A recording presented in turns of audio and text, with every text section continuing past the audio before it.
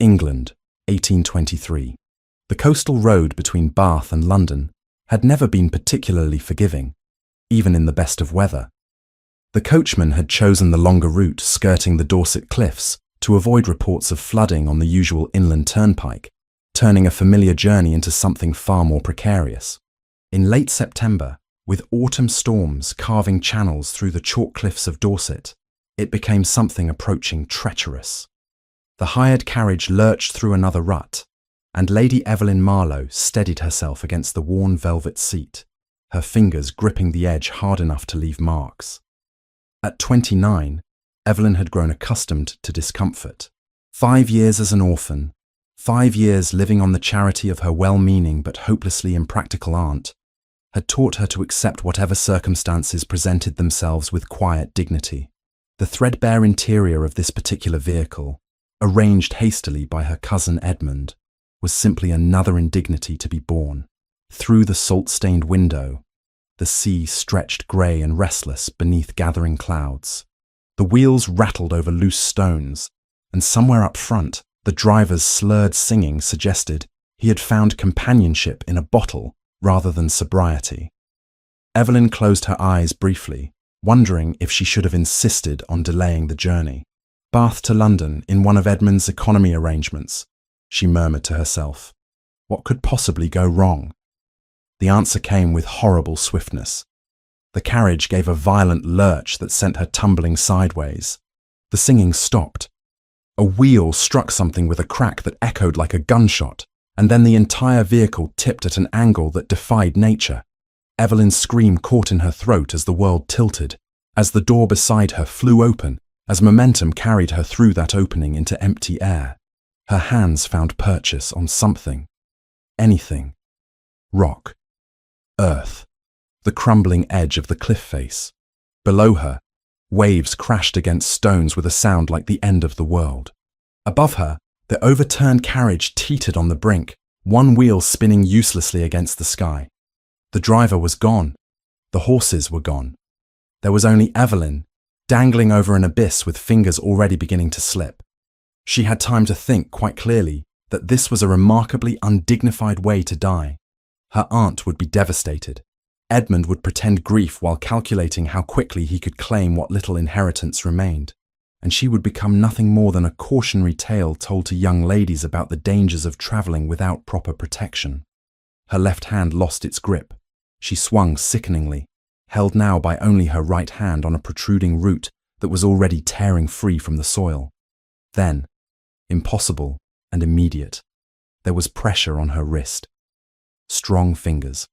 A man's hand, closing around hers with desperate firmness. "Hold on," a voice commanded from above, rough with exertion. "Don't let go," as if she had any intention of doing otherwise. Evelyn looked up and saw a man lying flat at the cliff's edge, his dark coat spread across the ground, both of his hands now gripping her arm.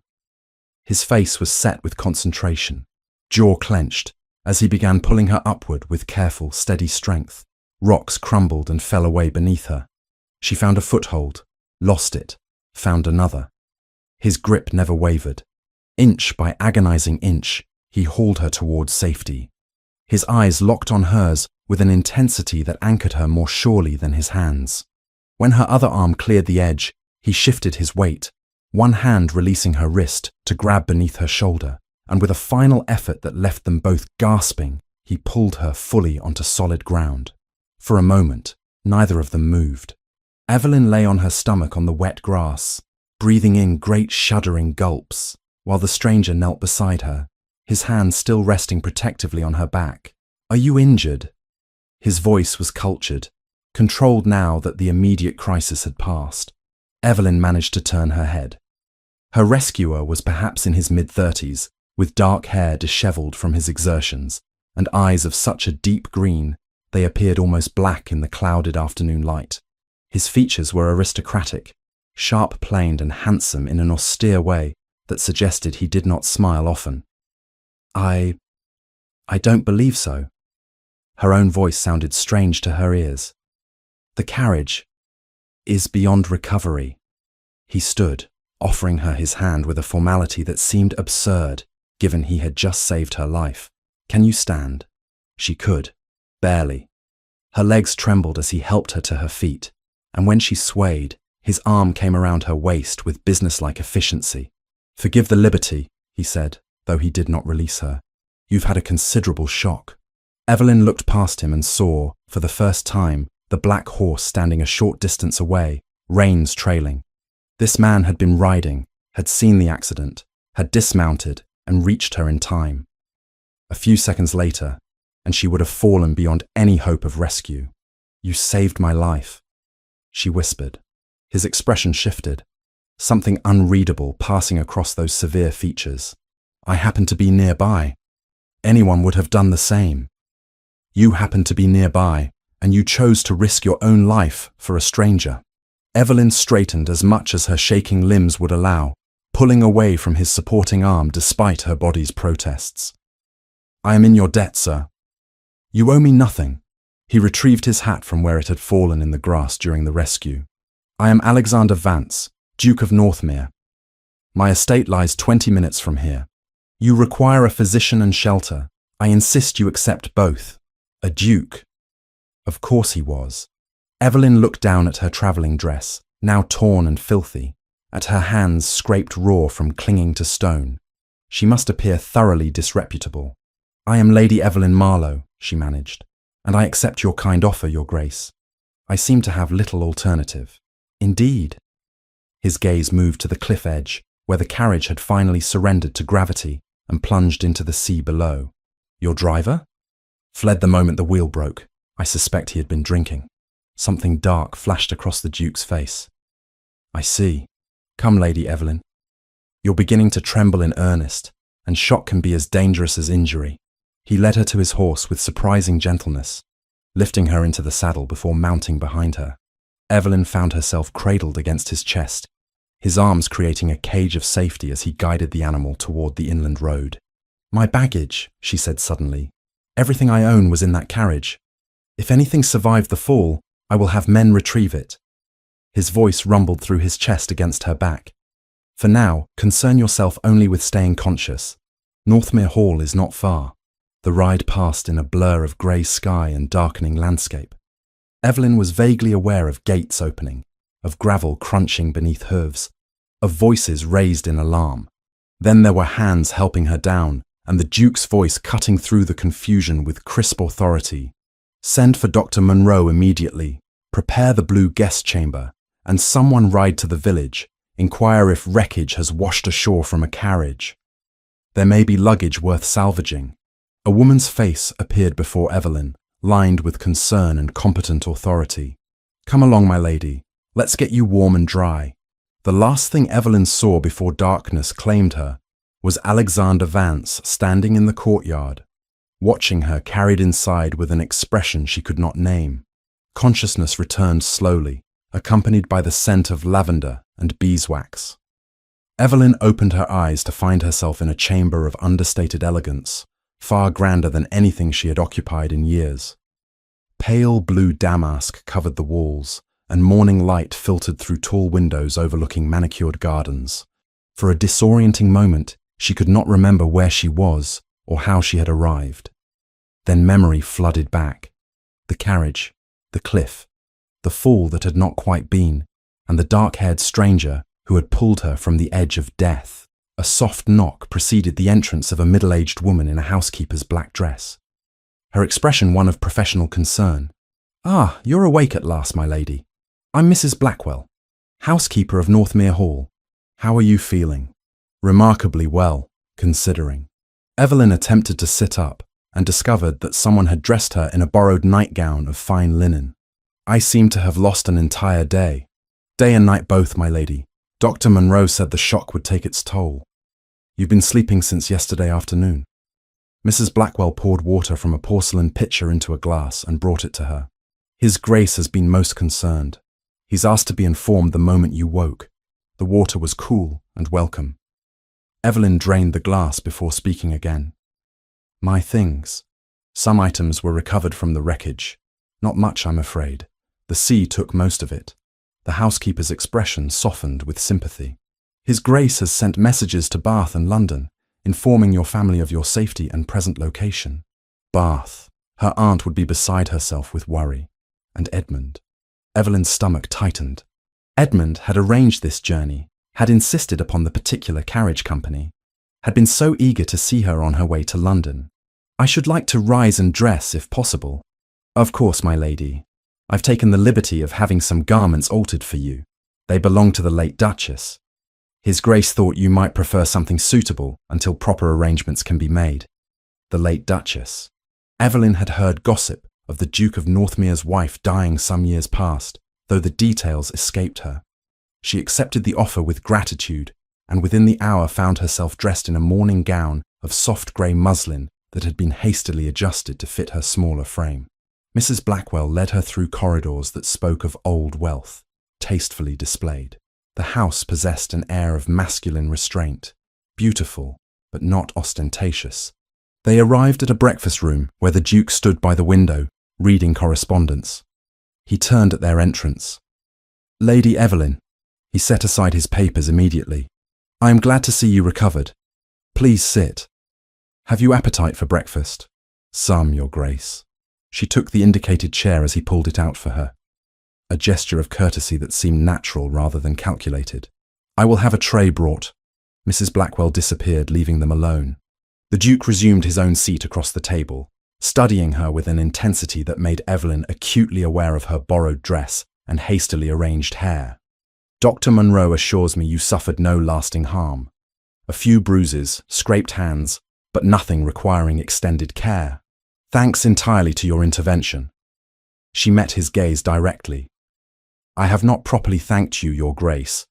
You saved my life at considerable risk to your own. The risk was minimal. I could not have lived with myself had I stood by and done nothing. He poured tea from a pot at his elbow, passing her a cup with movements that suggested long habit. I have taken the liberty of sending word to Bath and London regarding your circumstances. Your aunt, Lady Henrietta Carlisle, I believe? Yes, she will be terribly worried. I assured her of your safety and invited her to join us here while you recuperate. I also contacted Lord Edmund Carlisle, who I understand arranged your journey. Something in his tone suggested more than simple courtesy. Evelyn wrapped her hands around the teacup, seeking its warmth. Edmund is my cousin. He inherited the family title and properties after my father died. I see. The Duke's expression remained neutral, but his eyes were watchful. Forgive me if this seems presumptuous, but I must ask about your circumstances. You were travelling alone, in an inferior carriage, with an intoxicated driver. This strikes me as unusual for a lady of quality. Heat rose to Evelyn's cheeks. My circumstances are not what they once were, Your Grace. My parents died 5 years ago. The estate was entailed to Edmund. I live with my aunt on a modest income. When Edmund offered to arrange my transport to London for the season, I accepted gratefully. Economy was necessary. Economy does not require recklessness. His voice hardened slightly. That carriage was a death trap, and the driver should never have been allowed to handle a vehicle. Before Evelyn could respond, Mrs. Blackwell returned with a breakfast tray laden with eggs, toast, preserves, and fruit. The interruption allowed her to collect her thoughts while the housekeeper arranged the dishes. When they were alone again, the Duke spoke more gently. I do not mean to pry into your affairs, Lady Evelyn. However, I have some experience with matters of estate management and family obligations. If you would permit me to understand your situation more fully, I may be able to offer advice or assistance. Evelyn hesitated, spreading jam on her toast to avoid his penetrating gaze. But something in his manner, direct yet not unkind, invited confidence. My father was Viscount Marlowe. When he and my mother died in a house fire, Edmund inherited everything as the nearest male relation. The properties were heavily mortgaged, the accounts in disorder. Edmund has struggled with the responsibilities. And you? I had a small inheritance from my maternal grandmother, held in trust until I marry or reach the age of 30. £15,000. It is not a fortune, but it would provide independence. She took a small bite of toast. Edmund has been rather insistent that I marry. Soon. To him, perhaps. The bluntness of the question startled her into looking up. The Duke's expression remained carefully neutral, but something in his eyes suggested he had already formed conclusions. He has suggested as much, several times. And you have refused. I have. Evelyn set down her toast, appetite fading. Your Grace, I do not know why I am telling you this. You have been extraordinarily kind, but my family troubles are not your concern. They became my concern the moment I pulled you from that cliff. He leaned back in his chair, fingers steepled. Lady Evelyn, I must tell you something that may distress you. I have had the wreckage of your carriage examined. The wheel that broke had been deliberately compromised. Someone sawed part way through the axle. The room seemed to tilt. Evelyn gripped the edge of the table. You cannot mean... I mean that your accident was no accident at all. Someone intended for that carriage to fail on a dangerous stretch of road. His voice remained calm, but steel ran beneath it. The question is whether you were the intended victim, or merely unfortunate collateral. Evelyn's mind raced. Edmund had arranged the carriage, had insisted upon that particular route, had been so eager for her departure. But surely he would not, could not. I can see you are thinking of your cousin. The Duke rose and moved to the sideboard, pouring himself coffee. I do not make accusations lightly, Lady Evelyn, but I have sent for a man who conducts investigations on my behalf. Mr. Thomas Wexford is discreet and thorough. With your permission, I would have him look into the matter. Why? The word burst from her. Why would you go to such lengths for a stranger? He turned to face her, coffee cup in hand. Because attempted murder on my lands is a matter I take seriously. Because you are a gentlewoman in distress, far from family and protection. And because, he paused, something flickering in those dark green eyes. Because I find I cannot easily forget the feeling of your hand in mine as I pulled you to safety. You trusted me with your life in that moment. Allow me to be worthy of that trust now. The intimacy of the admission hung between them. Evelyn felt her pulse quicken in a way that had nothing to do with fear. This man, this austere Duke, with his careful manners and hidden depths, was offering her something no one had in 5 long years. Genuine protection, freely given. I do not know what to say. Say yes. He returned to the table, setting down his cup with quiet finality. Allow me to investigate this properly. In the meantime, you will remain here as my guest until we determine whether you are truly safe. Your aunt is welcome as well. I will not see you return to a situation that may prove dangerous. Edmund will expect me in London. Edmund may expect what he wishes. He will not have you until I am satisfied you face no further threat. The authoritative tone should have rankled. Instead, Evelyn found it oddly reassuring. For so long she had managed alone, making do, accepting scraps of charity, and calling it security. Here was a man offering real protection, backed by wealth and power she could never hope to claim herself. Then I accept your grace. With gratitude. Alexander. The word was quiet. If we are to be housemates, even temporarily, perhaps we might dispense with excessive formality. In private, at least. Alexander, she repeated, tasting his name. Then you must call me Evelyn. Evelyn! The way he said it, with that precise diction and hint of warmth, made her name sound almost beautiful. Tell me, do you ride? I find the morning air clears the mind, and the grounds here are extensive. I have not ridden in years. My aunt keeps no horses. Then we must remedy that. Tomorrow, if you feel strong enough, I will introduce you to a mare of gentle temperament. She will suit you, I think. They spoke for another hour, conversation ranging from books to philosophy to the management of estates. Evelyn found herself relaxing in ways she had not thought possible with a man of his status. He listened when she spoke, asked for her opinions on matters of genuine substance, and treated her observations with respect rather than condescension. When Mrs. Blackwell appeared to announce the arrival of Mr. Wexford, Alexander rose with obvious reluctance. I must attend to this. Perhaps you would care to explore the library. Mrs. Blackwell can show you the way. I believe you will find the collection worthwhile. I would enjoy that very much. As she followed the housekeeper from the breakfast room, Evelyn glanced back to see Alexander already deep in conversation with a grey-haired man who had the bearing of a former military officer. Whatever they discussed, it was conducted in tones too low for her to hear. The library proved everything he had promised. 2 stories of books, with a spiral stair leading to a gallery above. Evelyn lost herself among the shelves, pulling down volumes on history and poetry, settling into a window seat with a collection of Wordsworth. She had been reading for perhaps an hour when Alexander found her there. "I see you have discovered my weakness."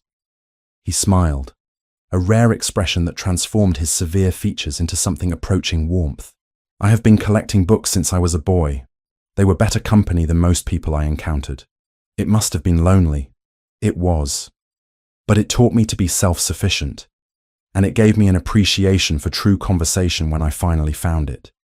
He moved to stand by her window looking out over the garden. "Wexford has confirmed my suspicions. The axle was deliberately sawed, and the carriage was contracted through a company known for taking bribes to overlook safety matters. Edmund," her voice was hollow. "The trail leads to him, yes, though proving intent will be difficult without further evidence." He turned back to her. "Evelyn, I must ask you directly. Why would your cousin wish you harm? The inheritance? Possibly. He has debts, I know. Large ones. If I married him, he would gain control of my trust." She set aside the book, hands trembling slightly. "But surely he would not attempt murder merely for £15,000. Men have killed for far less. And if his debts are as substantial as you suggest, 15,000 might seem salvation." Alexander's expression darkened. "But there is another possibility. If you died unmarried before reaching 30, what becomes of the inheritance? It would revert to the estate, to Edmund." "Precisely. Marriage gives him control. Your death gives him ownership." He crossed to her, kneeling beside the window seat so their eyes were level. "I will not let him touch you. You have my word on that." The intensity of his gaze, the protective fury barely leashed beneath his control, stole her breath. "Why do you care so much? You barely know me." "I know enough." His hand covered hers where it lay on the windowsill. "I know you manage your aunt's affairs with skill that would shame many estate agents. I know you read Wordsworth and have opinions on crop rotation. I know you faced death with remarkable courage and thanked your rescuer before thinking of yourself. That is enough." The arrival of Lady Henrietta Carlisle, accompanied by Lord Edmund Carlisle, occurred 5 days after the accident. Evelyn watched from the drawing-room window as their carriage rolled up the drive, her stomach knotting with a complex mixture of relief and dread. She had missed her aunt terribly, but Edmund's presence cast a shadow over any reunion. "They have arrived," she said quietly.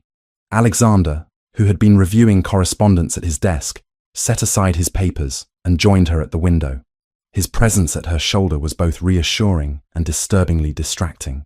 In the days since she had awakened at Northmere Hall, they had fallen into an easy companionship that felt simultaneously natural and dangerous. Evelyn was becoming far too comfortable in the Duke's company, far too aware of the way his rare smiles transformed his austere features, far too affected by the sound of his voice in the morning when they rode together through the grounds. "Your aunt appears agitated," Alexander observed. Indeed, Lady Henrietta practically tumbled from the carriage, her grey travelling dress askew, her bonnet ribbons untied. Edmund descended with more dignity, his reddish hair catching the afternoon sun, his face flushed in a way that suggested either exertion or drink, possibly both. Mrs. Blackwell ushered them into the drawing-room moments later. Henrietta rushed immediately to Evelyn, embracing her with such force that they nearly toppled. "Oh, my dear child, when we received the Duke's message, I thought I should perish from worry. A carriage accident, you hanging from a cliff. It is too terrible to contemplate." She pulled back, examining Evelyn's face with anxious eyes. "You are truly well? Not injured?" "Truly well, Aunt, thanks to His Grace's timely intervention." Henrietta turned to Alexander, who had remained standing near the fireplace, and executed a curtsy that would have been more graceful had she not been trembling. "Your Grace, I cannot express my gratitude. To have saved my niece's life, to have offered her such generous hospitality, you are goodness itself." "Lady Henrietta," Alexander bowed with courtly precision, "I am pleased to welcome you to Northmere Hall. Lady Evelyn has been an exemplary guest. I hope you will find your accommodations comfortable." "Oh, I am certain I shall." though we do not wish to impose upon your hospitality longer than necessary. Edmund has arranged lodgings for us in London, and we should be on our way within the day." "Within the day?" Evelyn's voice came out sharper than intended.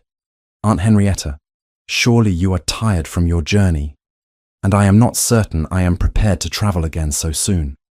Edmund spoke for the first time, his voice carrying a note of false concern. "Prima, I understand your reluctance, but the accommodations in London are already secured.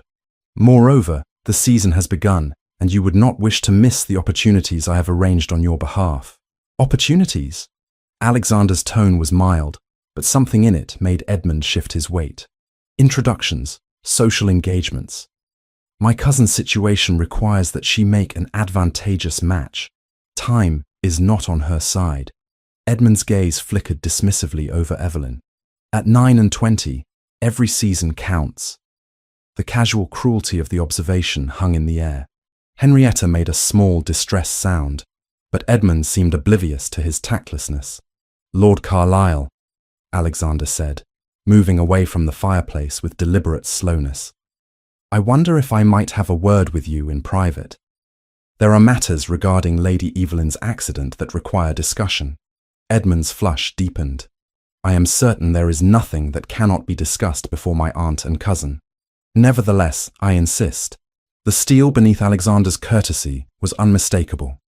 "If you would accompany me to my study." The two men departed, leaving Evelyn alone with her aunt. Henrietta immediately grasped both of Evelyn's hands, her expression anxious. "Dearest, you must tell me everything." The Duke's message was so brief. A carriage accident on the coastal road, and you rescued from certain death. But how did it happen? Was the driver at fault? "The driver was drunk," Evelyn said carefully, "and the carriage itself was poorly maintained. The wheel broke on a dangerous curve." "How dreadful." "Edmund assured me he had arranged for a reputable company." Henrietta's brow furrowed. "He was most insistent about organizing your journey himself, said it would be more economical than allowing me to make the arrangements. He mentioned the carriage specifically." "Oh yes. He visited me in Bath the week before your departure. So thoughtful of him to concern himself with such details." Henrietta released Evelyn's hands and moved to the window, gazing out at the manicured gardens. "Though I confess, I have been worried about Edmund of late. He seems strained, and some of his associates are not gentlemen I would wish to know." "What sort of associates?" "I cannot say precisely. But there was a man who called at my house last month, looking for Edmund. Quite rough in manner, despite his fine coat. He made certain implications about debts owed." Henrietta turned back to Evelyn, her soft face troubled. "I fear Edmund has been gambling again. He promised after your father's death that he would reform, but—" The door opened before Evelyn could respond. Alexander entered alone, his expression carefully controlled, but his eyes hard as flint. Edmund did not accompany him. "Lady Henrietta, would you be so kind as to allow me a moment alone with Lady Evelyn? I assure you, all propriety shall be observed. Mrs. Blackwell will remain just outside the door." Henrietta looked between them uncertainly, but the Duke's authority was not easily questioned. She departed with a final worried glance at her niece. When they were alone, Alexander crossed to Evelyn, taking her hands in his. The gesture was both protective and possessive, sending heat through her despite the gravity of his expression. "Your cousin has left for London. I made it clear that his presence at Northmere Hall was not welcome." "What did you say to him?" "I informed him that I had evidence suggesting the carriage accident was the result of deliberate sabotage. I told him that I intended to pursue a full investigation and would involve the magistrate if necessary." Alexander's jaw tightened. His reaction confirmed every suspicion. He blustered, made vague threats about my reputation, and ultimately fled when I suggested we might discuss the matter with local authorities immediately. Evelyn sank into the nearest chair, her legs suddenly unsteady. "Then it is true. Edmund truly meant for me to die, or to be injured severely enough that you would be dependent upon him for care." Alexander knelt before her, maintaining his hold on her hands. "Evelyn, I need you to understand how serious this is. Your cousin is desperate, dangerous, and now cornered. He knows I suspect him. That makes him unpredictable. What can I do? Remain here. You and your aunt both. I have already suggested to Lady Henrietta that she might find the guest cottage on the estate more comfortable than returning to Bath. The accommodations are modest but sufficient, and she would have her own household while remaining close enough for daily visits. You would do that? Establish my aunt in her own residence simply to keep her safe? I would do considerably more than that if necessary. His thumbs moved in small circles over her knuckles, a gesture that seemed unconscious.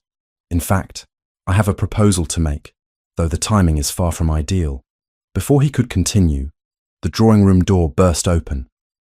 A young woman swept in, resplendent in a walking dress of deep violet that proclaimed both wealth and impeccable taste. Her black hair was arranged in the latest fashion, and her fine features bore an expression of pleasant expectation that faltered when she saw Alexander kneeling before Evelyn. "Alexander! I had heard you were in residence and simply had to call. I hope I am not—" Her dark eyes moved from the Duke to Evelyn, assessment both swift and cutting.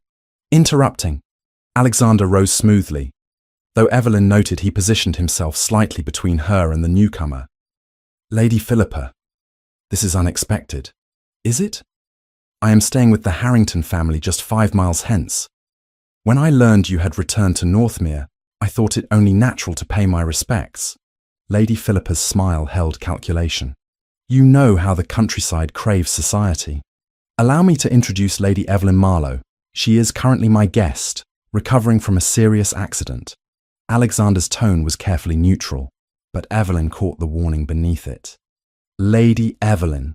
Philippa executed a curtsy so precisely correct it bordered on insult. "How dreadful. I hope your injuries were not severe." "Merely bruises, thank you." "How fortunate. And how kind of Alexander to provide refuge." Philippa moved closer to the Duke, her fan snapping open with a sound like a gunshot. "Though I confess surprised to find you entertaining a lady alone. One might almost think the proprieties had been forgotten." "My aunt is in residence," Evelyn said evenly, "as is the Duke's entire household staff. I assure you, Lady Philippa, there is nothing improper about the arrangements." "Of course not." The smile never wavered, though one does hear such interesting gossip. A lady travelling alone, a dramatic rescue, an extended stay at the home of England's most eligible bachelor.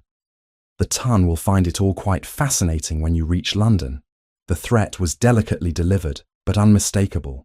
Alexander's expression hardened. "I am certain society will find more pressing matters to occupy their attention. Lady Evelyn's misfortune and my assistance in her recovery are hardly scandalous."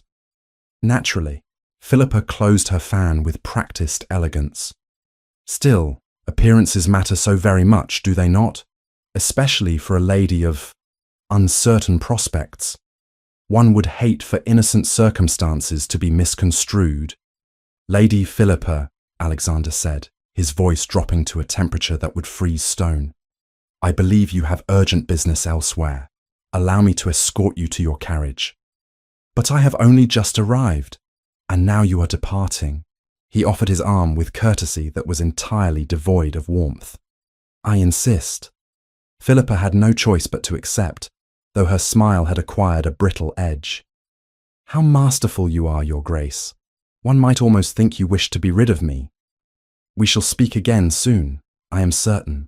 When Alexander returned 15 minutes later, his temper was evident in the set of his shoulders, despite his composed features.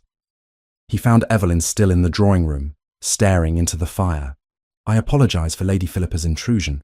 She has been persistent in her attentions for some time. She is beautiful. She is calculating." Alexander moved to stand beside Evelyn's chair. "And she has just demonstrated that your presence here, however innocent, will be used against you in society. Edmund's abandonment was craven, but Philippa's threat was in some ways worse. She will spread rumours designed to damage your reputation. Then perhaps I should leave after all." "No." The word was forceful. "That would only confirm her insinuations. There is, however, another solution." He paused, and Evelyn saw uncertainty cross his face for the first time since she had known him. One that I had hoped to propose under more romantic circumstances, but events have forced my hand. He knelt again, this time with clear purpose. Evelyn, I realize we have known each other only days. I realize that what I am about to suggest may seem precipitous, but I find that I cannot bear the thought of you facing society's cruelty alone, nor can I tolerate the idea of Edmund having any claim over your future. Her heart began to race. Alexander, what are you saying? I am saying that I would be honored if you would consent to become my wife. The word hung between them, suspended in the drawing room's still air. Evelyn stared at Alexander, her heart, a wild thing, beating against her ribs. Marriage. He was proposing marriage. I know this is sudden, Alexander continued, still kneeling before her, his green eyes searching her face. I know you may believe this is merely about protecting your reputation or thwarting Edmund's schemes, but I must be honest with you, Evelyn. In the days since I pulled you from that cliff, I have come to care for you in ways I did not anticipate. You challenge me, interest me, make me laugh. The thought of you returning to Edmund's influence, of society tearing your reputation to shreds because you were unfortunate enough to need my help, it is intolerable. Alexander, I cannot allow you to sacrifice yourself for my sake. Marriage is forever. You speak of caring, but care is not love. You would come to resent me, this woman you were forced to wed to preserve her honor. Forced?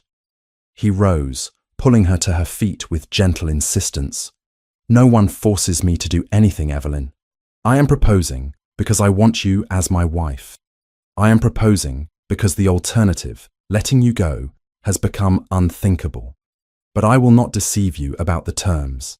I know you dreamed of a love match. I cannot promise you love, at least not yet. What I can offer is protection, respect, partnership, a marriage of minds, if not yet of hearts. Is that so terrible a foundation? Evelyn pulled her hands free, moving to the window to collect her scattered thoughts.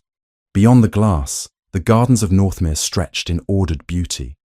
Everything about Alexander's world spoke of control, careful planning, rational decisions. Marriage as a business arrangement would fit seamlessly into that world. But she was not made for such cold pragmatism. You offer me everything except the one thing I have wanted since I was a girl, she said quietly. A husband who loves me. Not for my fortune, which is paltry, nor for my connections, which are negligible, but for myself. And you believe I do not? There was something raw in his voice that made her turn. Evelyn, I am not a man given to romantic declarations. My first marriage taught me the danger of passion without substance. But what I feel for you is real, even if I cannot dress it in poetry. Give me time, and I believe that care could deepen into something more, or it could remain precisely what it is now. Affection born of circumstance and obligation. Then we are at an impasse. Alexander's expression shuttered, that careful mask of ducal dignity sliding back into place. I will not force you, but neither can I, in good conscience, allow you to face Edmund and society's gossip without protection. If you will not accept my hand in marriage, then at least accept my continued hospitality until we can devise another solution. Before Evelyn could respond, the drawing room door opened with enough force to make them both turn. Edmund stood in the doorway, his face flushed crimson, a letter crumpled in his fist. Behind him, Mrs. Blackwell hovered anxiously, clearly having failed to prevent his entry. So this is your solution? Edmund spat, advancing into the room. Seduction and manipulation. I thought better of you, Northmere, but it seems even dukes will stoop to anything for entertainment. Lord Carlisle, Alexander said, his voice dropping to a temperature that could freeze water. You were asked to leave this house.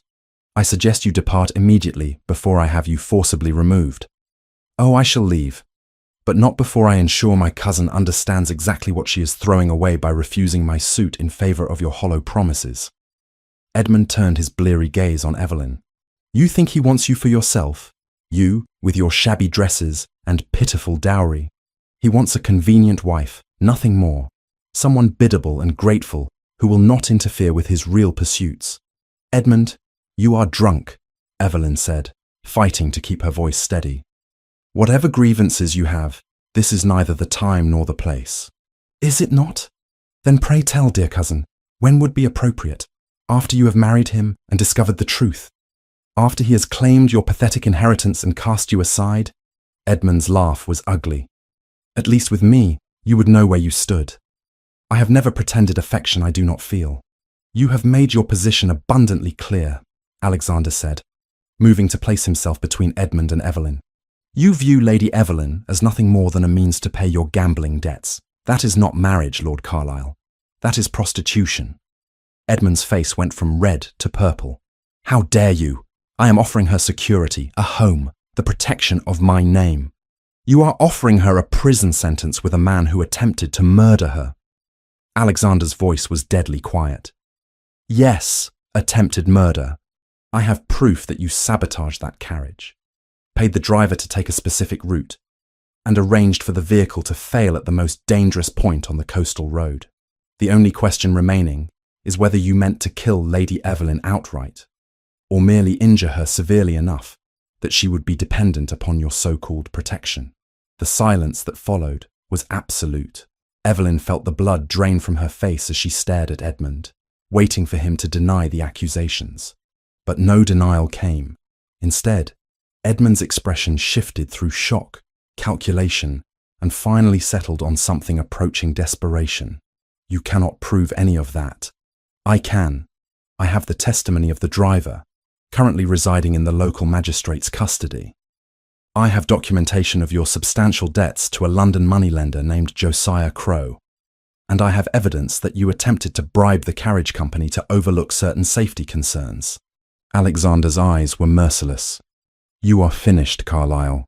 The only question is whether you depart quietly or whether I involve the authorities immediately. Edmund's hands clenched into fists at his sides. For a moment, Evelyn feared he might attempt violence, but then his shoulders sagged, the fight draining from him as quickly as it had appeared. It was not supposed to end this way, he muttered. The carriage was meant to break down. Nothing more. Strand her somewhere I could reach her first, demonstrate her need for my protection. The cliff road was selected for its isolation, not its danger. I never meant for her to nearly die, but you were prepared to accept that outcome if it occurred. Alexander's disgust was palpable. Leave, now, and if you value your freedom, you will not attempt to contact Lady Evelyn again, nor will you speak of this matter to anyone. Or what? You will have me arrested. Do you think society will believe a duke's word over a viscount's? Edmund attempted bravado, but it rang hollow. I think society will believe the evidence I present. More to the point, I think Mr. Crowe will be very interested to learn that his debtor is facing criminal charges. Men like Crowe have their own methods of collecting what is owed. Alexander moved to the bell pull, summoning servants. My footmen will escort you from the premises. Do not return. Edmund cast one last venomous look at Evelyn before allowing himself to be led away. The moment the door closed behind him, Evelyn's knees buckled. Alexander caught her, guiding her to a chair with gentle hands that contrasted sharply with the steel he had just displayed. I am sorry you had to hear that, he said quietly. He admitted it. He actually admitted to sabotaging the carriage. Evelyn's voice shook. I knew, intellectually, that he must have been responsible. But hearing him say it makes it real. Alexander knelt before her once more, taking her cold hands in his warm ones. Evelyn, I need you to understand something. Edmund is dangerous, but he is also cornered. Desperate men are unpredictable. His debts will not disappear simply because I have driven him from Northmere. He will seek other means to access your inheritance. He cannot touch it if I do not marry. Not directly, but he could attempt to have you declared mentally incompetent, claim guardianship over you as your nearest male relation. With the right physician willing to testify, with sufficient pressure applied to your aunt, he might succeed. Alexander's grip on her hands tightened. Or he might simply try again to arrange another accident, this time ensuring there is no rescue. The pragmatic assessment sent ice through her veins. What would you have me do? Marry me. His voice was steady, certain. Not as a business arrangement, though it would serve that purpose. Not merely for protection, though you need it. Marry me because in the days we have spent together, I have come to believe we could build something genuine, a partnership based on respect and growing affection. Is that not worth the risk? Evelyn searched his face, looking for traces of deception or self-interest. She found only earnest determination and something else, something warmer that he seemed almost afraid to name. You said you could not promise love. I said not yet. But Evelyn, what I feel for you already exceeds anything I felt for my first wife, despite courting her for an entire season. If this is not the beginning of love, then I do not know what is. The confession, wrung from a man clearly unaccustomed to such vulnerability, undid her remaining resistance. Perhaps it was foolish to trust him. Perhaps she would come to regret this decision. But the alternative, returning to a life of fear and dependence, was no longer tolerable. Very well, she whispered. I will marry you, Alexander. Though I warn you, if you come to regret this offer, I will not release you from it easily. The smile that broke across his face transformed him entirely, revealing the man behind the ducal reserve. I have no intention of regretting it, nor will I give you cause to do so. He raised her hands to his lips, pressing a kiss to her knuckles that sent warmth flooding through her. We will marry by special license. 3 days, no more. That will give us time to inform your aunt, secure the necessary documents, and ensure that when Edmund learns of our union, it will be fait accompli. 3 days. The reality of it struck her. In 3 days, she would be the Duchess of Northmere, bound to this complicated, compelling man for the rest of her life. Unless you wish to wait longer. No. She surprised herself with the firmness of her answer. 3 days is sufficient. If we are to do this, let it be done quickly, before either of us has time to reconsider. The chapel at Northmere Hall had stood for 200 years, its stone walls bearing witness to generations of Vance family christenings, marriages, and funerals. On a grey morning 3 days after Alexander's proposal, it served as the setting for the quietest ducal wedding Northumberland had likely ever seen. Evelyn stood before the small mirror in the guest chamber, examining her reflection with something approaching disbelief. The gown she wore had belonged to Alexander's late mother, altered hastily by the estate seamstress to fit her smaller frame. Pale ivory silk with delicate lace at the sleeves and neckline, it was far grander than anything she had ever owned. Yet it felt wrong somehow, borrowed elegance for a marriage born of necessity rather than romance. You look beautiful, dearest. Lady Henrietta fussed with the veil, her eyes damp with tears that threatened to spill at any moment. Your mother would have been so proud. Would she? Evelyn's voice was hollow. I am marrying a man I have known less than a fortnight. A duke who is offering me protection rather than love. This is not what she would have wanted for me. Your mother would have wanted you safe and secure. Henrietta's hands stilled on the veil, and when she met Evelyn's eyes in the mirror, her expression was surprisingly firm. She would have wanted you away from Edmund's schemes, and she would have recognized, as I do, that the Duke cares for you far more than he admits, even to himself. You barely know him. I know he has gone to considerable lengths to protect you. I know he looks at you when you are not watching with an expression I have not seen on his face in all our other interactions. And I know that when you are together, you seem more yourself than you have in years. Henrietta squeezed Evelyn's shoulders gently. Give it time, my dear. Give him time. Men of his station are not taught to speak of their feelings. But that does not mean the feelings do not exist. A knock at the door preceded Mrs. Blackwell's entrance. It is time, my lady. His Grace awaits. The walk to the chapel felt both endless and too brief. Evelyn's heart hammered against her ribs as they approached the ancient doors, open to reveal candlelight flickering within. No guests filled the pews, only the bare minimum required by law. The clergyman, Alexander, and 2 witnesses from the household staff. This was marriage reduced to its essential elements, stripped of all ceremony and spectacle. Alexander turned as she entered, and something in his face made her steps falter. He wore formal black, austere and elegant, but it was his expression that caught her. Not the careful ducal mask she had grown accustomed to, but something raw and uncertain that made him seem suddenly younger, more vulnerable. He met her at the altar, offering his arm with a formality that seemed absurd, given they were about to pledge their lives to each other. The vicar, an elderly man who had christened Alexander as an infant, opened his prayer book and began the ancient words. "Dearly beloved, we are gathered here in the sight of God." Evelyn heard the service as if from a great distance. She made her responses when required, her voice sounding strange to her own ears. Beside her, Alexander's responses were steady, certain, each word carrying the weight of binding promise. "I, Alexander James Vance, take thee, Evelyn Margaret Marlowe, to be my wedded wife." His hands were warm around hers, strong and steady. She found herself focusing on that contact, the solid reality of his presence, as the ceremony progressed with inexorable momentum toward its conclusion. "I, Evelyn Margaret Marlowe, take thee, Alexander James Vance, to be my wedded husband." The words felt enormous, world-altering. In speaking them, she was surrendering the last vestiges of the life she had known, stepping into an unknown future bound to this complicated man who looked at her now with such focused intensity. The ring Alexander slipped onto her finger was old, the gold worn smooth by time. "It belonged to my grandmother," he whispered. "She was known for her sharp mind and sharper tongue. I think she would have liked you." The small confidence, offered in the midst of the solemn ceremony, steadied her. This was Alexander beneath the ducal reserve, a man who valued intelligence and spirit enough to honor his grandmother's memory by giving Evelyn her ring. "I now pronounce you man and wife." Just like that, it was done. She was Evelyn Vance, Duchess of Northmere, bound to Alexander until death parted them.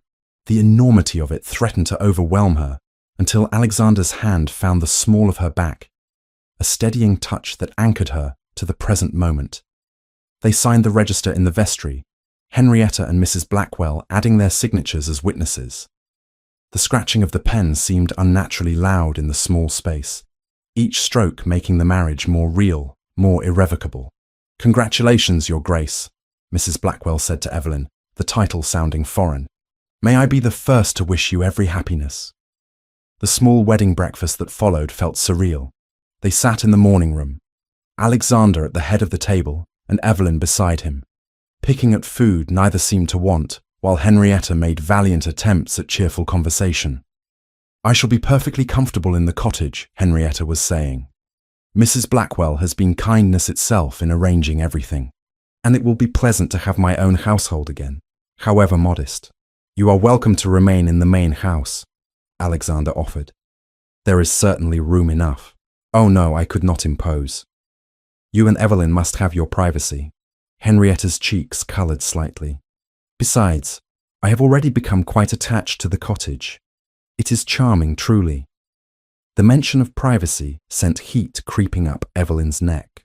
They had not discussed the practical arrangements of their marriage beyond the ceremony itself. Would Alexander expect to share her chambers tonight? The thought filled her with a confusing mixture of anxiety and something that might have been anticipation. "If you will excuse me," she said abruptly, setting down her napkin, "I find I have developed a headache. I believe I shall rest for a while." She fled before anyone could respond, making her way to the guest chamber that had been hers for the past week. But when she opened the door, she found her belongings gone, the room stripped of all signs of her occupation. "Your things have been moved to the Duchess's chambers, my lady." Phillips, her newly assigned lady's maid, appeared at her elbow. "If you will follow me." The Duchess's chambers were in the family wing, connected to the Duke's apartments by a shared sitting room. Phillips led her through doors Evelyn had not previously explored, into a suite of rooms that took her breath away. The bedchamber was done in shades of rose and cream, elegant but warm, with tall windows overlooking the gardens. Her few belongings looked lost in the enormous space, swallowed by the grandeur of their surroundings. "Shall I help you change, Your Grace?" Phillips asked. "His Grace mentioned you were feeling unwell." "Yes, thank you." Evelyn allowed herself to be undressed and redressed in a simple day gown, her hair released from its elaborate wedding arrangement. When Phillips finally left her alone, she sank into the window seat, pressing her forehead against the cool glass. What had she done? She had married a duke she barely knew, bound herself to him forever based on less than 2 weeks' acquaintance. Yes, she was attracted to him. Yes, she enjoyed his company. But was that enough foundation for a lifetime together? A soft knock preceded Alexander's entrance through the connecting sitting room. He had changed from his wedding attire into more casual clothing, though he still moved with that unconscious authority that marked him as aristocracy. "May I come in? It is your house. Your room, technically. It is your room now." He crossed to the window seat but did not sit, standing instead with his hands clasped behind his back.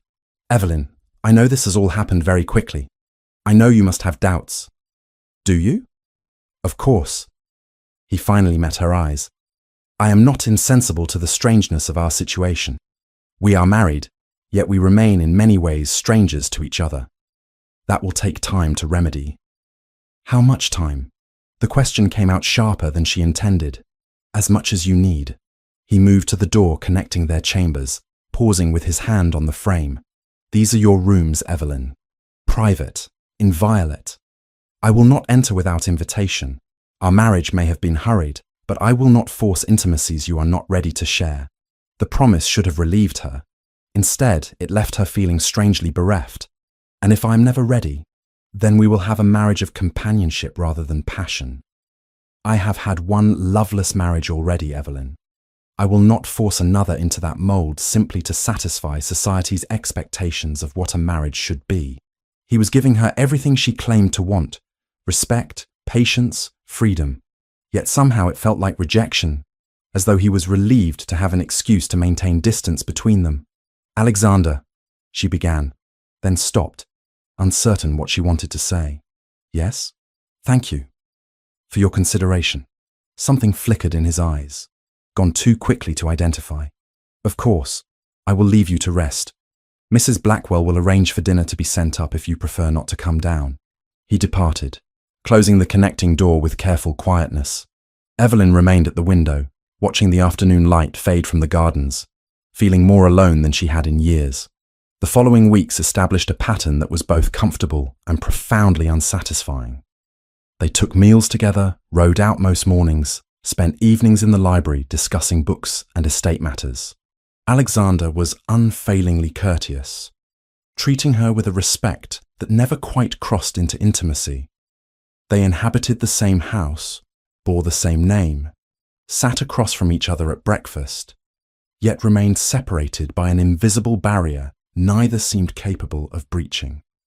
Evelyn threw herself into learning the duties of a duchess, working with Mrs. Blackwell to understand the vast machinery of Northmere's operation.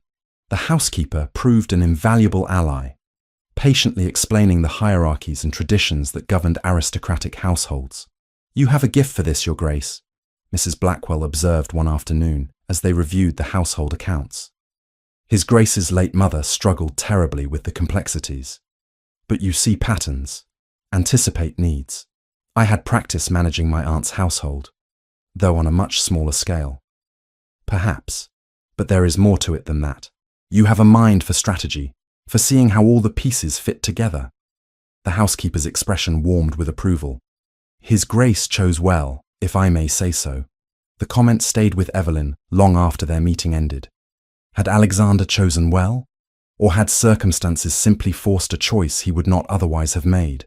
She sought answers in his face during dinner that evening, searching for some sign of his true feelings beneath the ducal courtesy. But Alexander had perfected the art of pleasant inscrutability, conversing easily about nothing of consequence, while revealing nothing of his inner thoughts. "There is a matter I wish to discuss with you," he said as they lingered over wine after the meal. "I have been reviewing the estate accounts, and I noticed you have not yet accessed your quarterly allowance.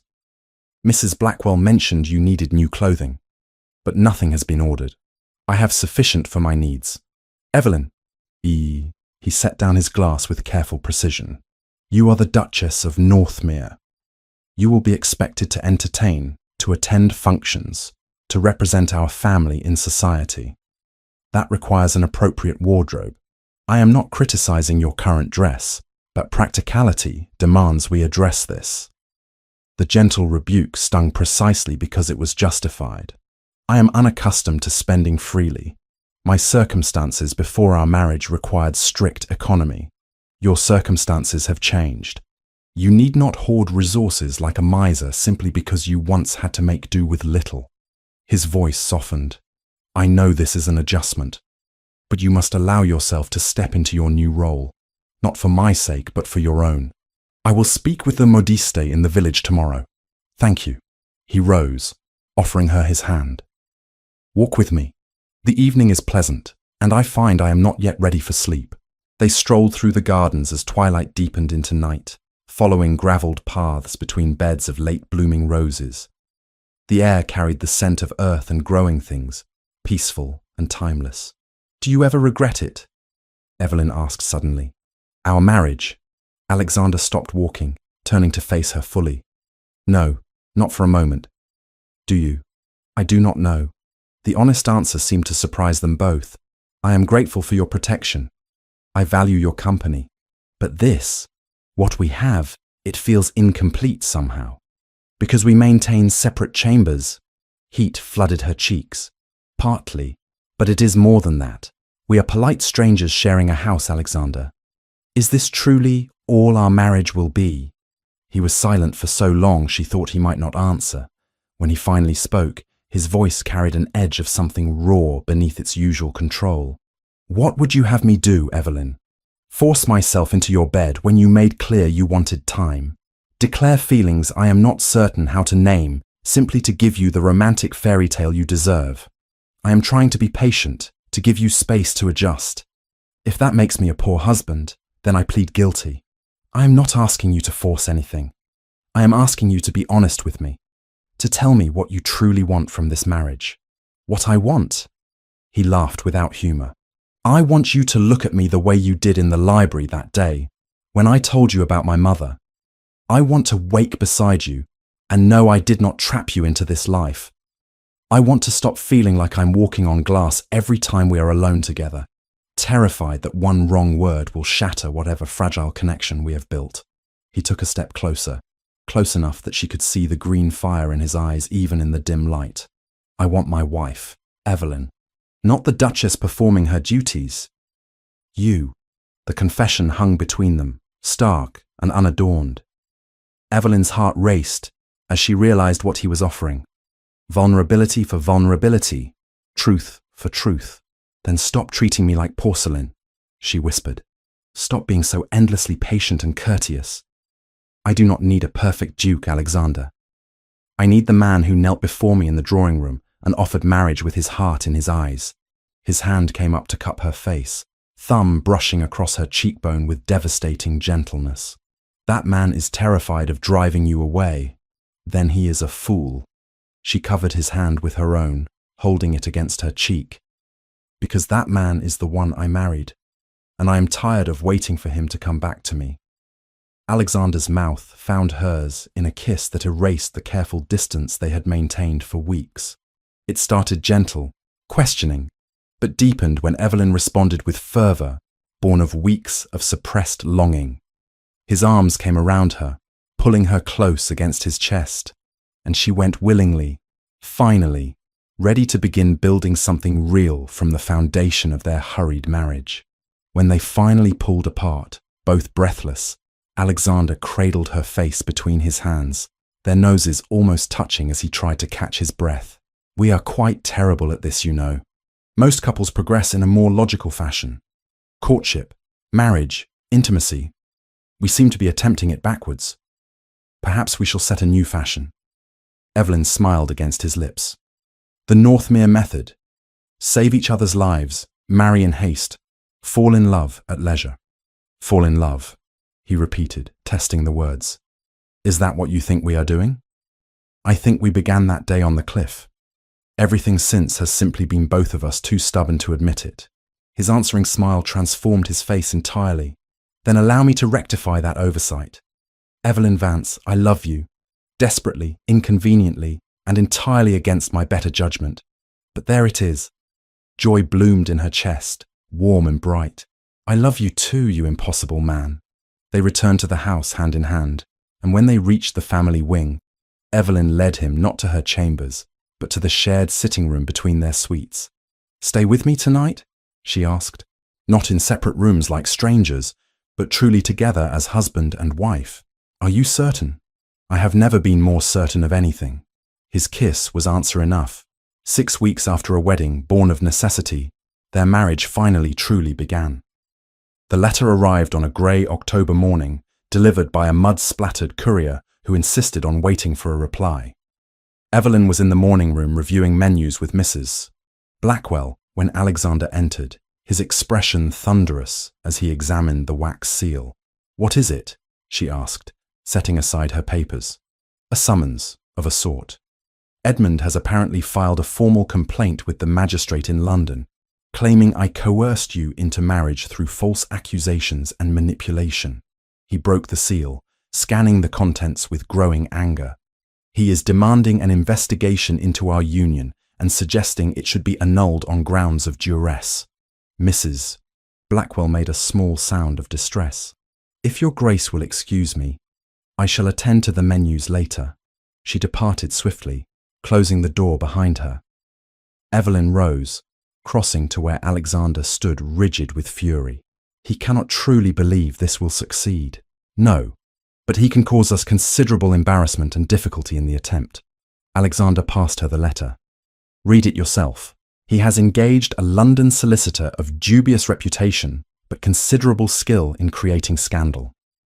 The letter was a masterpiece of innuendo and legal threat, suggesting, without quite accusing, that Alexander had deliberately endangered Evelyn to create a situation requiring marriage, that he had pressured a vulnerable woman into accepting his suit, and that the hasty ceremony conducted in private suggested something improper about the entire arrangement. This is madness. He is the one who sabotaged the carriage. He admitted as much before witnesses. His admission was private, given under duress according to his new narrative. He claims I threatened him physically to extract a false confession. Alexander took the letter back, crumpling it in his fist. The man is desperate, which makes him dangerous. His debts have not disappeared, simply because you are beyond his reach. This is his attempt to either force my hand into paying him to withdraw the complaint, or to create enough scandal that your trust funds become contested property. My inheritance cannot revert to him now that we are married. Not legally. But if he can cast sufficient doubt on the validity of our marriage, if he can create the impression that it was conducted under false pretenses, he might convince a court to freeze your assets pending investigation. Alexander moved to the window, staring out at the gardens with unseeing eyes. More pressingly, the mere existence of such accusations will damage both our reputations. London society thrives on scandal. By the time this is resolved, we will be subjects of gossip from drawing rooms to gentlemen's clubs. Then we must fight it. Evelyn joined him at the window, placing her hand on his arm.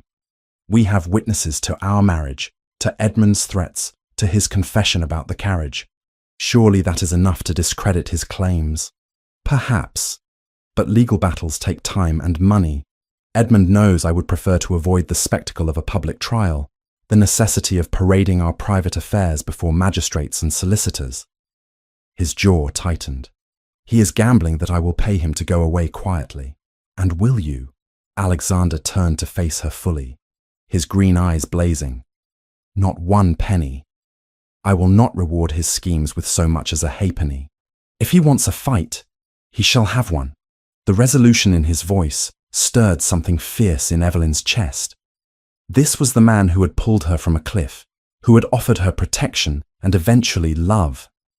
Edmund had underestimated him if he believed threats and legal maneuvering would succeed, where more direct methods had failed.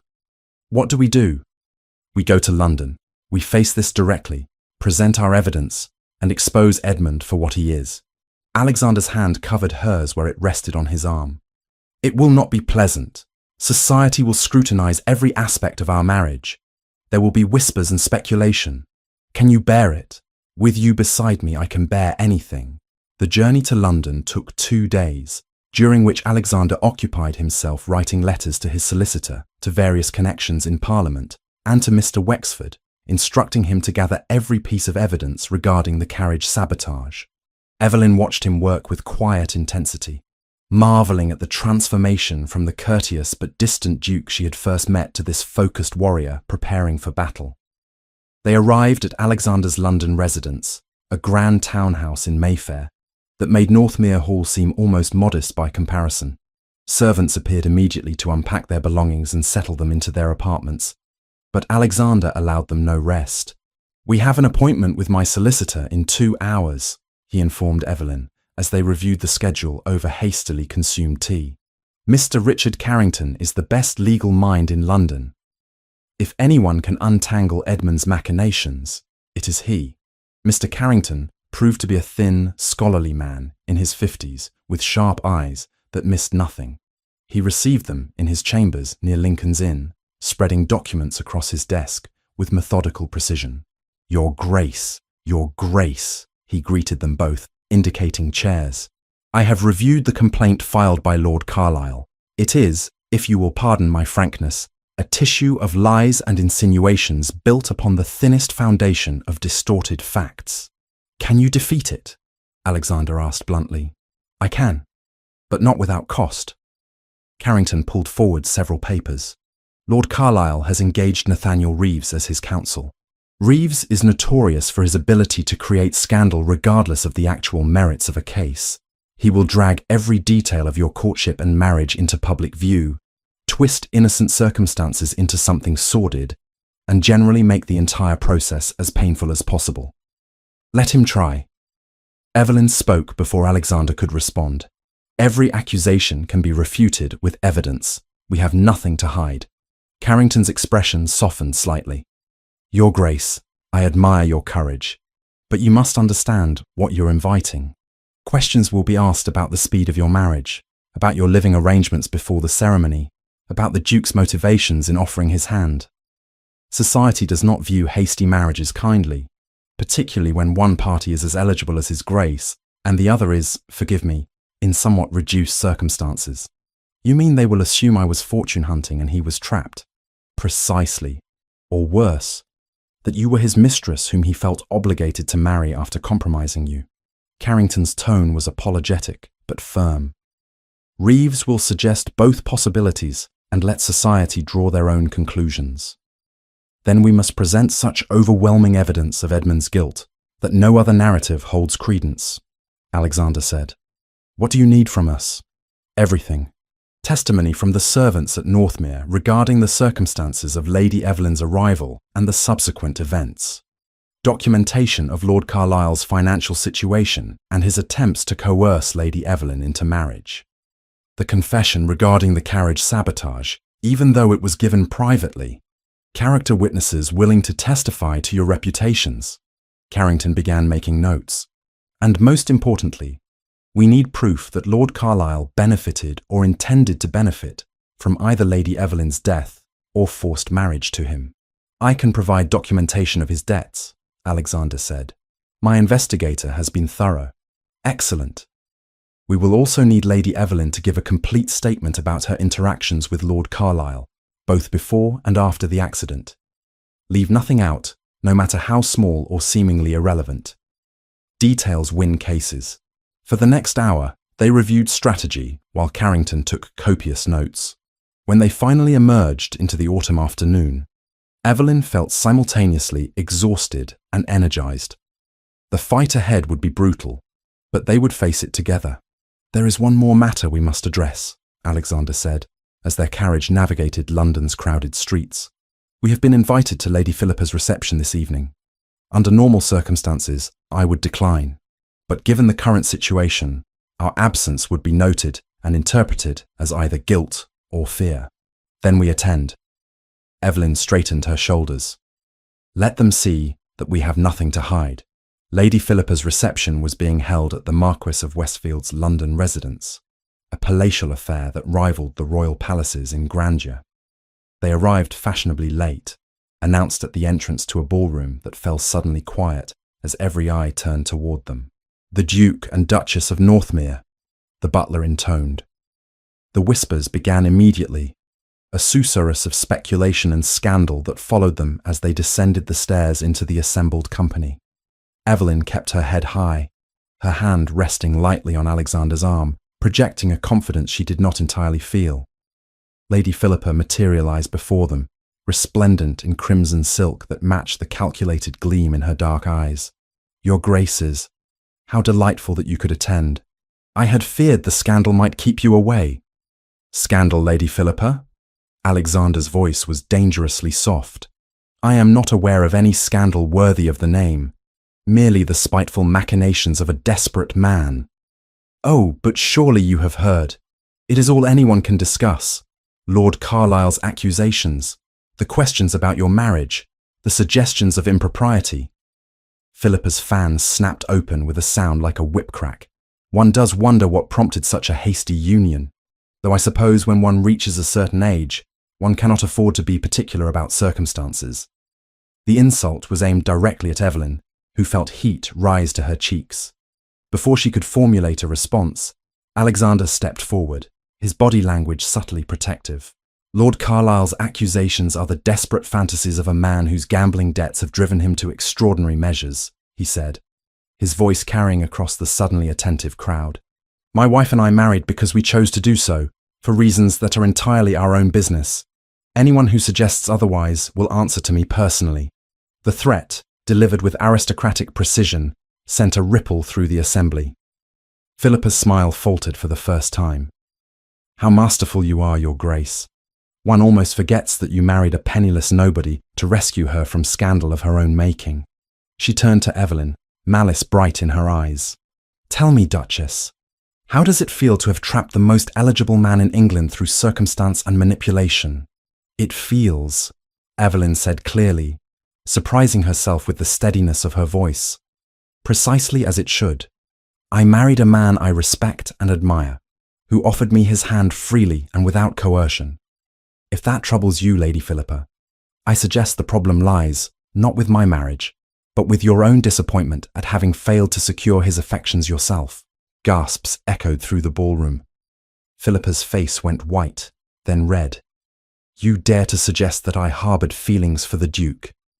I dare to state the obvious truth that anyone with eyes could see. You have pursued his grace relentlessly for 2 seasons. His marriage to me has clearly rankled you more than any impropriety ever could."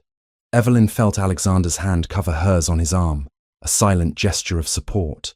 "But your personal disappointment does not give you license to spread malicious gossip or lend credence to Lord Carlisle's lies."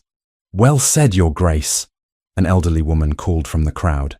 Lady Harrington, Evelyn realized, one of society's most influential matrons. "I for one am tired of all this speculation. The Duke and his bride are legally married, and that should be an end to it." "Here, here," several voices echoed. Philippa looked around desperately, seeking allies, and finding few.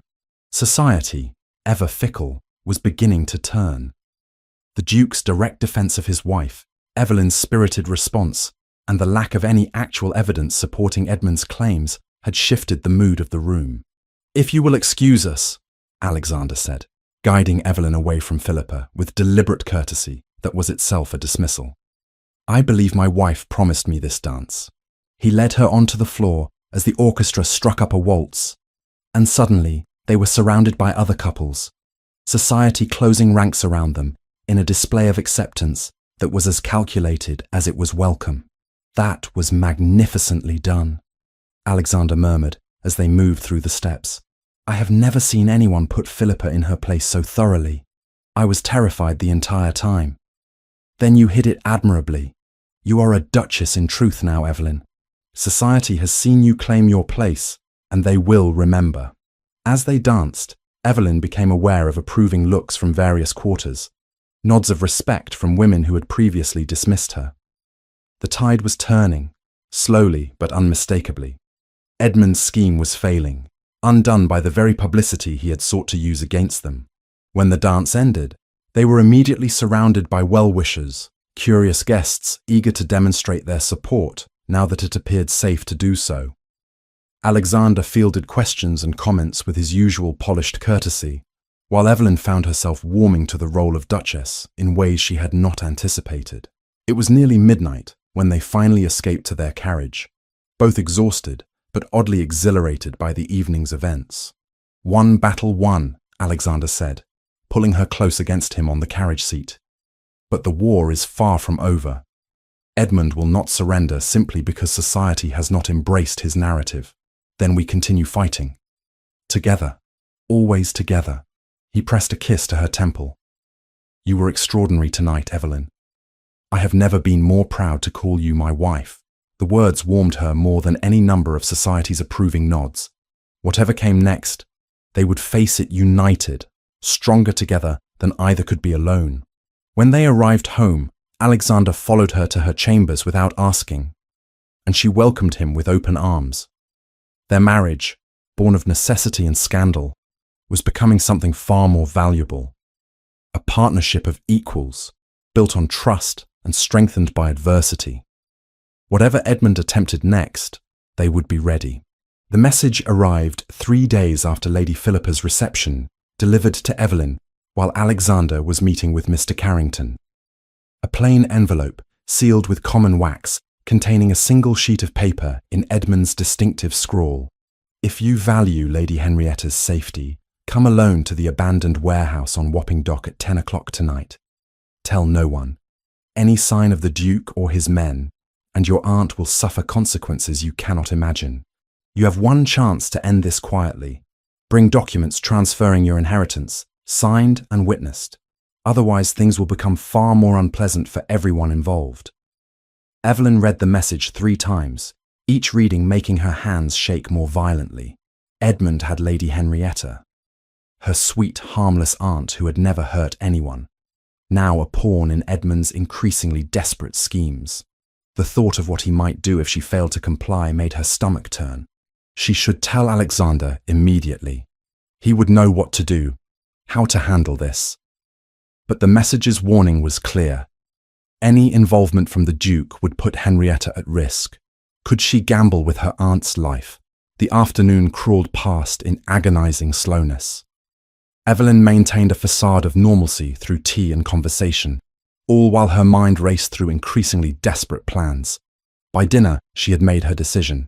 She would go to the warehouse as Edmund demanded, but she would not go entirely unprepared. You seem distracted this evening, Alexander observed as they sat in the drawing room after the meal. Is something troubling you? Merely tired. The social whirl of London is more exhausting than I anticipated. The lie tasted bitter, but what choice did she have? I believe I shall retire early. He rose, crossing to where she sat and pressing a kiss to her forehead. Rest well. Tomorrow we meet with Wexford to review the evidence he has gathered. Edmund's house of cards is collapsing, piece by piece. This will be over soon. Yes, soon. She forced herself to meet his eyes, to smile as though nothing was wrong. The deception felt like a betrayal. But Henrietta's life hung in the balance. In her chambers, Evelyn waited until she heard Alexander's movements cease in his adjoining rooms. Then she dressed quickly in a dark walking dress, wrapped herself in a hooded cloak, and slipped from the house through the servants' entrance. A hack stood at the corner as she had arranged earlier through a trusted maid, and within minutes she was rattling through London's streets toward the docks. Wapping at night was a different world from Mayfair's elegant townhouses. The streets reeked of fish and tar, and rough men eyed her hired carriage with speculation. Evelyn kept the hood drawn close as they approached the address Edmund had specified, her heart hammering against her ribs. The warehouse loomed against the night sky, its windows dark and broken. The driver refused to wait, departing the moment she descended, leaving her alone in the fog-shrouded darkness. Evelyn approached the heavy door with steps that felt dreamlike, surreal. This was madness. But what else could she do? Inside, a single lantern cast wavering light across abandoned crates and rusting machinery. Edmund stood in the center of the space, and beside him, tied to a chair with terror written across her pale face, sat Lady Henrietta. "Aunt!" Evelyn rushed forward, only to stop when Edmund raised a pistol with unsteady hands. "Far enough, cousin. I am delighted you decided to be reasonable. Let her go, Edmund. This is between you and me. She has done nothing. She is leverage, nothing more. Old women are surprisingly useful that way." Edmund's face was flushed, his clothes dishevelled, desperation emanating from every gesture. You brought the documents. I brought nothing. I am not fool enough to sign away my inheritance to a man who has already tried to kill me once. The pistol wavered. Then your aunt suffers. Do not test me, Evelyn. I have nothing left to lose. My debts are called in. My reputation in tatters thanks to your husband's interference. This is my last chance to recover something from this disaster. Edmund, please. Henrietta's voice was hoarse with tears. Do not do this. I have some money set aside. You may have it all. Just let us go. Your pittance.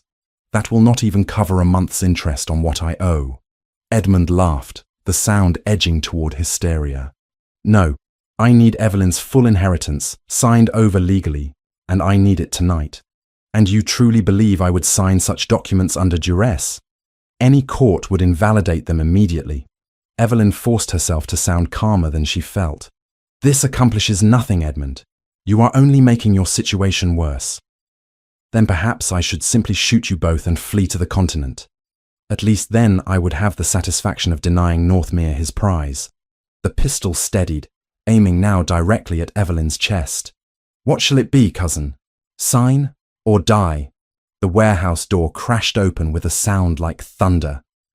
Alexander strode through, flanked by Wexford and 3 constables, his face a mask of cold fury. I believe neither option is acceptable, he said, his voice cutting through the tension sharp as a blade. Lord Carlisle, you are under arrest for kidnapping, attempted extortion, and threatening violence. I suggest you lower that weapon before you add murder to the charges. Edmund's head whipped around, shock and rage warring across his features. I told her to come alone. Did you truly believe my wife could slip from our home without my knowledge? Alexander moved forward slowly, hands visible and empty. I have been following at a distance since she left Mayfair. You have been watched since the moment Lady Henrietta was taken from her cottage this afternoon. The man who delivered your charming little note to my door never realized Wexford was at his heels from the first step. Your associate, the charming Mr. Crow, is already in custody. He was remarkably willing to testify against you in exchange for leniency. You are lying. Am I? Then explain how I knew precisely where to find you. Alexander's eyes were merciless. It is over, Edmund. Lower the pistol and surrender. Perhaps the magistrate will show mercy if you do not compound your crimes with violence. For a long moment, Edmund stood frozen, the pistol shaking in his grip. Then, with a roar of frustrated rage, he spun toward Evelyn, weapon rising. Evelyn threw herself sideways as the shot rang out, deafening in the enclosed space. She hit the ground hard, ears ringing, and for a sickening moment, thought she had been hit. Then Alexander was there, hauling her to her feet, his hands running over her with frantic urgency. Are you hurt? Tell me you are not hurt. I am well. I am well. She clung to him, her legs threatening to give way. Henrietta? Unharmed. Wexford is freeing her now. Alexander pulled her against his chest, his heart thundering beneath her cheek. Evelyn, you foolish, brave, terrifying woman. Do you have any idea what could have happened? Why did you not tell me? He threatened her life if I involved you. I could not risk it. So you risked yourself instead. His arms tightened around her almost painfully. I cannot lose you. Do you understand? I pulled you from that cliff, married you, fought for you, and I refuse to let anything take you from me now. Across the warehouse, Edmund was being restrained by constables, still screaming threats and accusations that no one heeded. Henrietta sobbed in relief as Wexford carefully untied her bonds, and a physician who had accompanied the party began checking her for injuries. I am sorry, Evelyn whispered against Alexander's coat. I thought I had no choice. You always have a choice. The choice to trust me, to let me help you, to believe that together we are stronger than Edmund's schemes. He pulled back enough to cup her face in his hands, his eyes blazing with emotion. Promise me, Evelyn. Promise that you will never face danger alone again when you have a husband willing to stand beside you. I promise. The words came easily, born of the terror and relief flooding through her. I promise. The constables led Edmund away in chains, still raving about injustice and conspiracy. Evelyn watched him go with something that might have been pity had he not just threatened to murder her and her aunt. Instead, she felt only relief that this nightmare was finally ending. "What will happen to him?" she asked, as Alexander helped her into their waiting carriage. Henrietta already settled inside, with a blanket wrapped around her shoulders. Trial, conviction, imprisonment. His crimes are too numerous and well documented for any other outcome. Alexander took the seat beside her, keeping her hand clasped tightly in his. His solicitor will undoubtedly argue duress, desperation, diminished capacity. None of it will matter. The evidence against him is overwhelming, and his debts will be settled from what remains of the Carlisle estate after it is sold to satisfy his creditors. There will be nothing left, but that is hardly our concern. He looked past Evelyn to Henrietta, his expression gentling. "Lady Henrietta, I must apologize. My investigation into Edmund's activities inadvertently put you at risk. I should have provided better security for your cottage." "Nonsense, Your Grace." Henrietta's voice was still shaky but determinedly cheerful. "You saved my life tonight. Both our lives. I shall be forever grateful." The carriage ride back to Mayfair passed in relative silence, each of them processing the evening's events. When they arrived home, Alexander insisted on a physician examining both women, despite their protests that they were unharmed. Only when the doctor had pronounced them suffering from nothing worse than shock and minor bruising did Alexander allow them to retire. In their private chambers, Evelyn finally allowed herself to collapse into a chair, the evening's terror catching up with her in a wave of delayed reaction. Alexander knelt before her, taking her trembling hands in his steady ones. "You frightened me beyond reason tonight," he said quietly. "When I realized you had gone to meet Edmund alone, when I thought I might lose you to his madness, I understood something with perfect clarity." "What?" "That you are not merely my wife or my duchess. You are the center of my world, the reason I wake each morning and the peace I seek each night. I love you, Evelyn, with a completeness I did not know I was capable of feeling. The thought of living without you is insupportable." Tears spilled down her cheeks. "I love you too, so very much. I am sorry I doubted your ability to protect both Henrietta and myself. I should have trusted you. You were terrified and acting to protect someone you love. I understand that impulse rather well, given my own actions tonight." He rose, pulling her to her feet and into his arms. "But from now on, we face everything together. No more secrets, no more desperate solo ventures into danger. Agreed?" "Agreed." She tilted her face up for his kiss, and this time there was no fear, no hesitation, only love and relief and gratitude that they had both survived to see another day. Edmund's trial began a week later and concluded within 3 days, the evidence against him so overwhelming that his defense counsel could mount only token resistance. He was sentenced to 20 years imprisonment, to be followed by permanent exile from England. His title was stripped, his properties confiscated, his name struck from polite society's rolls as thoroughly as if he had never existed. Evelyn attended the sentencing, but felt no triumph, only sadness for what Edmund might have been had he chosen differently. Then she returned home to Alexander and the life they were building together, leaving the past behind where it belonged. 5 years had passed since the autumn when Evelyn had dangled from a cliff edge, her life saved by a stranger's hand. Now, in the spring of 1828, she stood in the gardens of Northmere Hall, watching her son chase butterflies through beds of newly blooming roses, while her daughter toddled after him on unsteady legs. "Henry, do not run so fast. Your sister cannot keep pace," she called, smiling as the 3-year-old boy immediately slowed, turning to encourage little Margaret with exaggerated patience. "Come on, Meg. Look at the pretty wings." Alexander emerged from the house, documents under one arm, and crossed the lawn to where Evelyn stood. At 39, he had acquired a few silver threads at his temples, but his bearing remained as commanding as ever. He slipped an arm around her waist with the easy familiarity of 5 years' marriage, pressing a kiss to her temple. "I have just received word from Carrington," he said. The last of Edmund's appeals has been denied. His sentence stands, and he will be transported to Australia within the month. After everything he has done, I find I cannot even muster satisfaction at the news. Only relief that it is truly finished. Evelyn leaned into her husband's embrace, watching their children play. Sometimes, I still cannot believe how far we have come from that first terrifying day. Terrifying for you, perhaps. For me, it was the day my life truly began, though I was too stubborn to recognize it immediately. Alexander's hand moved to rest on the slight swell of her abdomen, where their third child grew. Tell me, do you ever regret accepting my proposal? The hasty wedding, the scandal, all of it?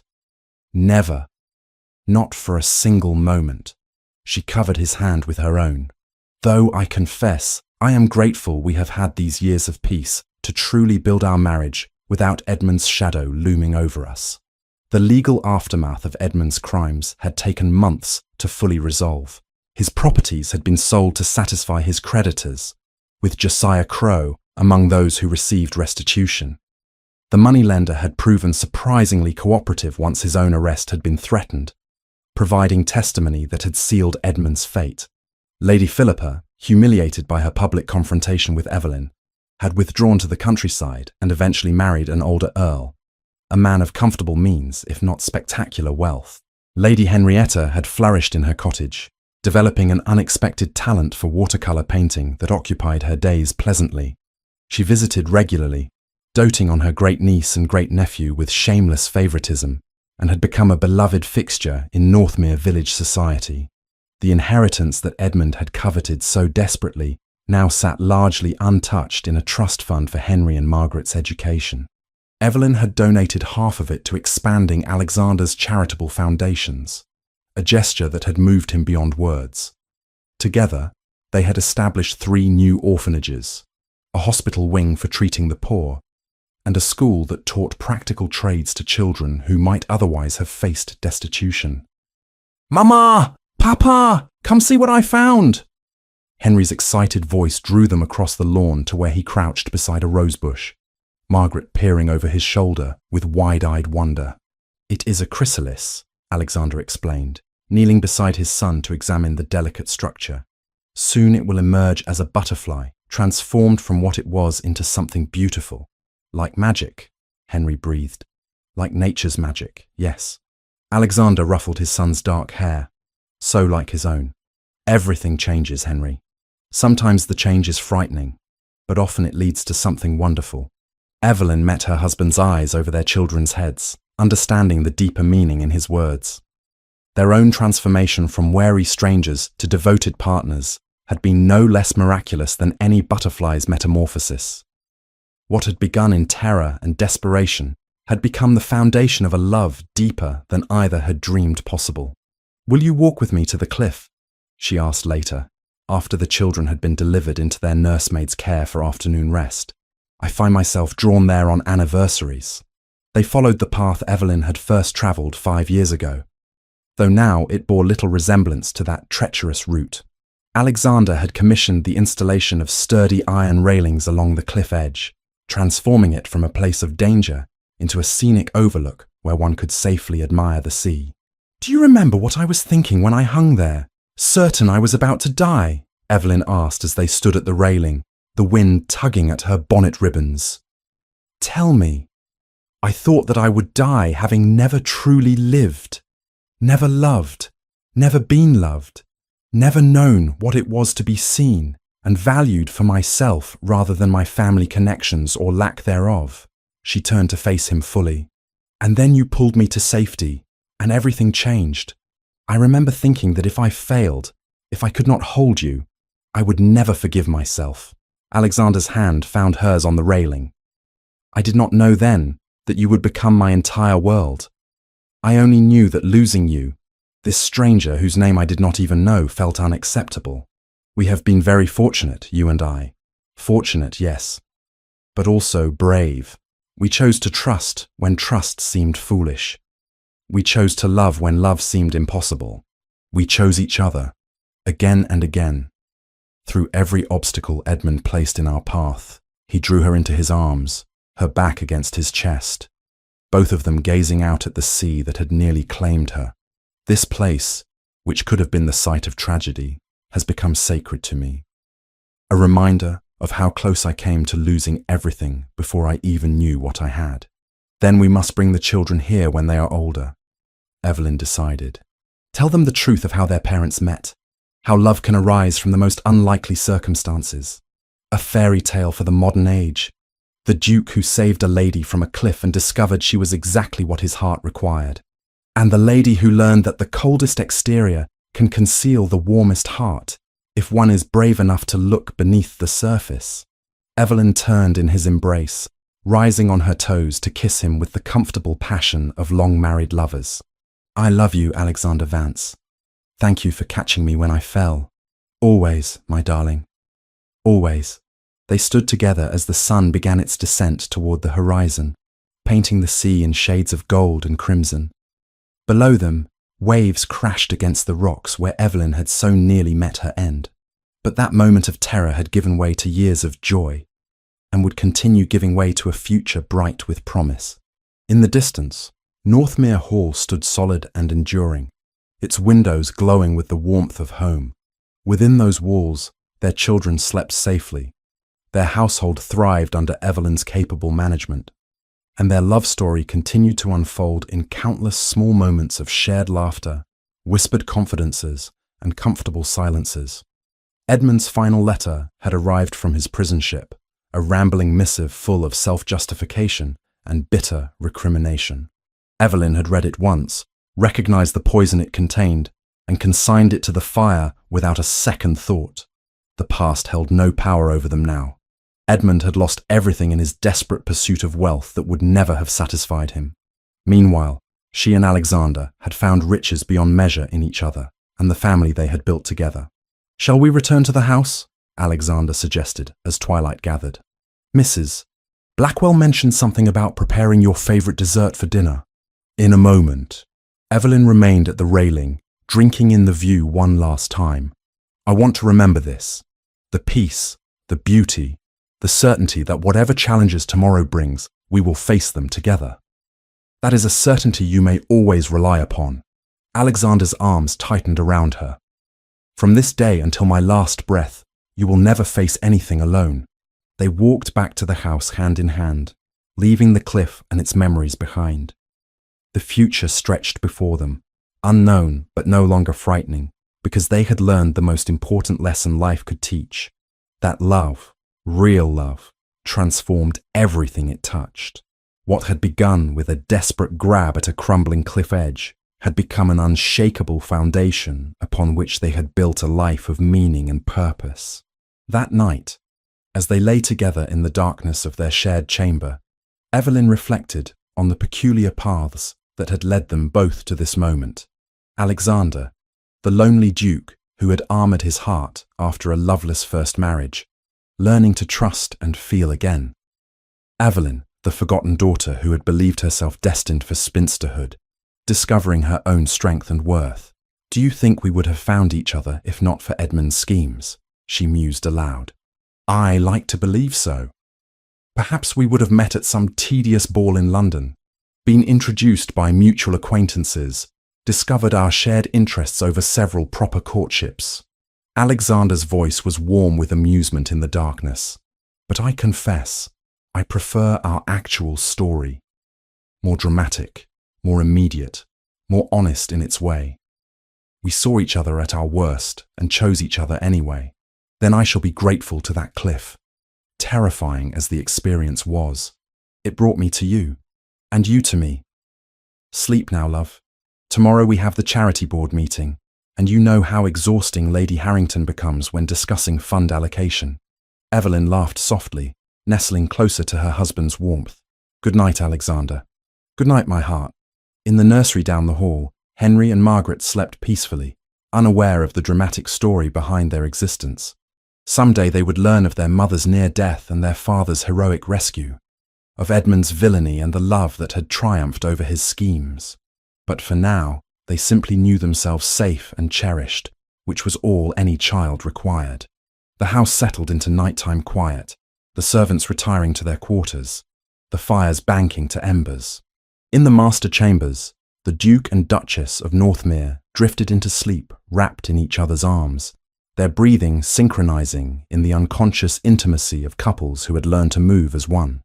Outside, the moon rose over the cliff, where Evelyn had once hung suspended between death and salvation. The sea continued its eternal rhythm against the rocks. And in the morning, when the sun rose again, the Vance family would wake to another day of the beautiful, ordinary life they had fought so hard to claim. A life built not on titles or wealth or social position, but on love freely given and gratefully received. A life that had begun with a desperate handclasp at a cliff's edge and blossomed into something neither of them could have imagined in those first terrifying moments. Home. The end.